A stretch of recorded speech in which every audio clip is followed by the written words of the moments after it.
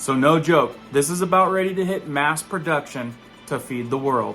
They say, mixed with sugar, the beetles supposedly taste just like meat.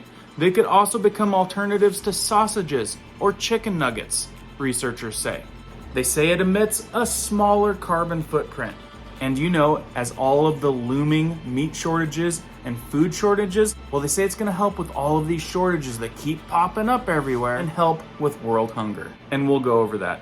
Another good alert you guys should be aware of coming right up.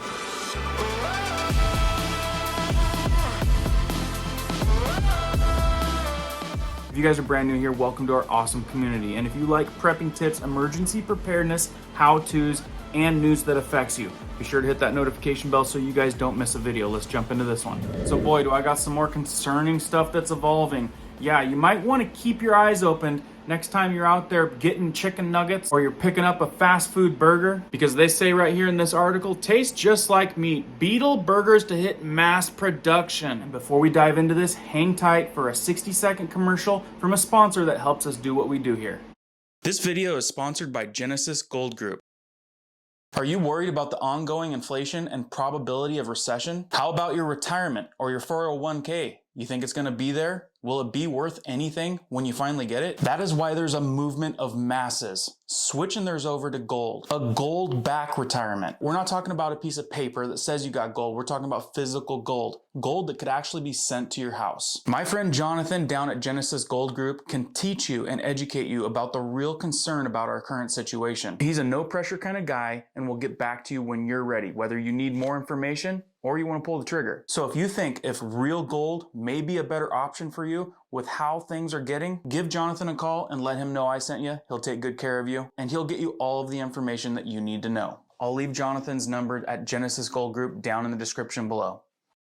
This article starts off, eat bugs and live in a pod. How does that sound? Intriguing, right? They say the globalists and the freaks and the L-wing media are trying to convince people to eat bugs. And I'm not sure if y'all have looked into it, like diving into bugs in food, but all I see is support, support, support. Eating bugs is degrading, and that's why the elitists are pushing them as a sustainable source of protein to the peasant. Isn't that what it's starting to feel more and more like? It feels like we're moving more into a role of peasants. And I've got some great videos coming up this week that's really gonna make you think that. I mean, rolling blackouts, reducing our ability to use electricity, shutting down our access to fossil fuels and fuel. I mean, they're banning gas stoves. That's crazy. According to the new study, Beetleburgers made from mealworms will hit mass production to help feed the world. In quotes here, it says, mixed with sugar, the beetles supposedly taste just like real meat.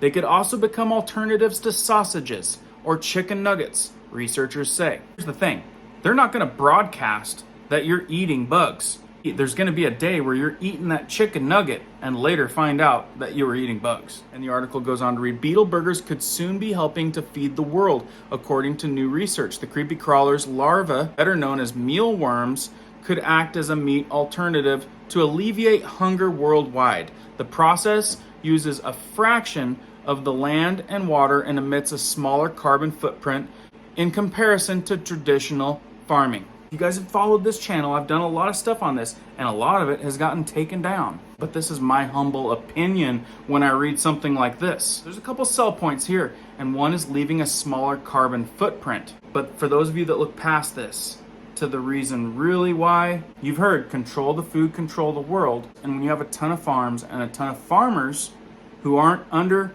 the finger, well, owning some huge factories to manage some very easy manageable bugs, and have an enormously higher cut, a higher commission, because it costs a lot more to raise a beef than a buck. So you can see if the right people get behind this movement, there is a ton of money to be made. And that's called profit margin. Profit margin on a cow?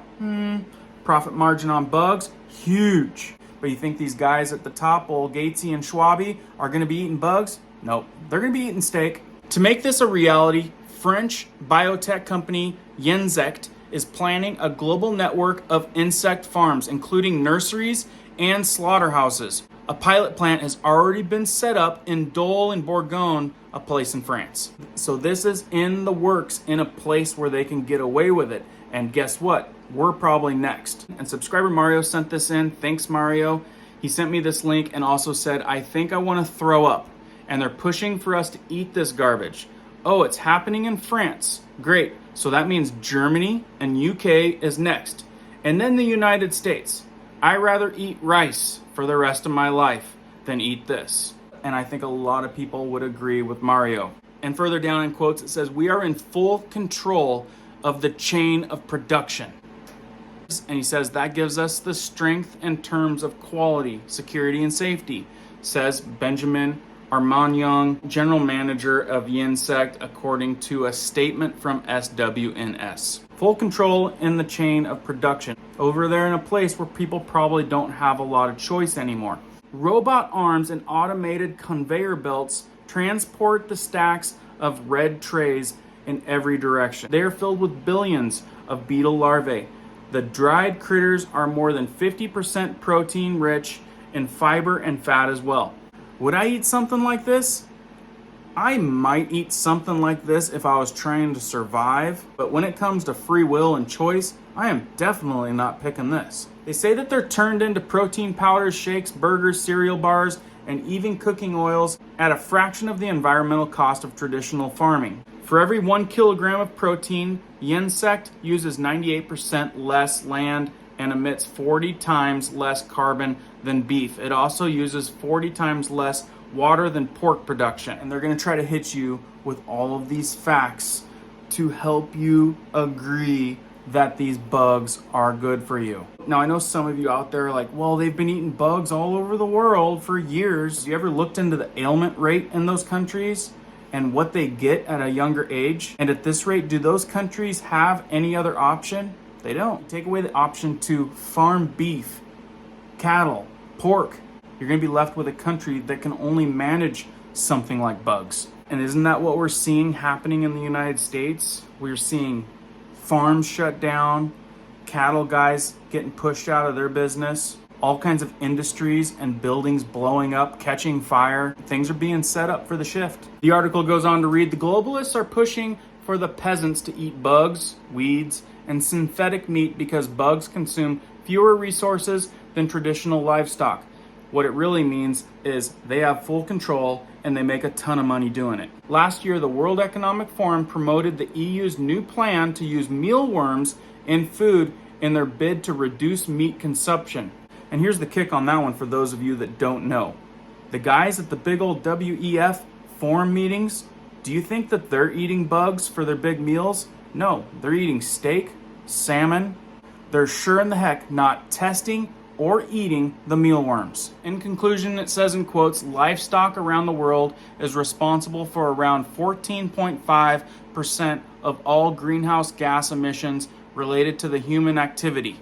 The need for land, whether for grazing animals or growing crops to feed animals, is the single greatest driver to deforestation and the major consequence to biodiversity loss, the paper says. I'll leave a link to this article down in the description below. The warning here is that there's a control group that want to control the entire world. And one path that they're taking on this is controlling the food, in which some might say is the reason why you're seeing the dwindling of our current farms, why you're seeing this get banned and that get banned. I don't know if we'll ever be able to stop this big movement, but I can tell you that this is already happening over in France, and it's gonna consume the European area. And as many people have wrote in down below, and I've researched in other videos that got taken down, people are already seeing it here, and we're gonna see a lot more of it.